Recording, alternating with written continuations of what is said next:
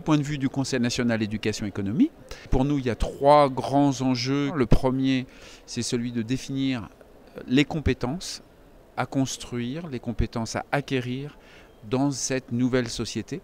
Donc à la fois des compétences, on va dire individuelles, sociales, qui permettent à tout individu de s'émanciper, de se développer, mais aussi des compétences à caractère professionnel, qui vont lui permettre d'évoluer tout au long de sa carrière. Et on voit bien que ces compétences actuellement sont en phase de rapprochement et il devient assez difficile maintenant de déterminer quelles sont des compétences académiques d'un côté et des compétences professionnelles de l'autre. On a plutôt là un ensemble de compétences qui participent au développement tout au long de la carrière. Le deuxième élément qui nous semblait important de souligner, c'était la question de la mobilité en formation. Donc de développer chez tous les élèves la culture de cette mobilité, qui n'est pas seulement une culture d'acquisition de langue, mais aussi de l'ensemble de ces compétences qui vont permettre d'évoluer tout au long de la vie. Et enfin, le dernier point, c'est la question des parcours.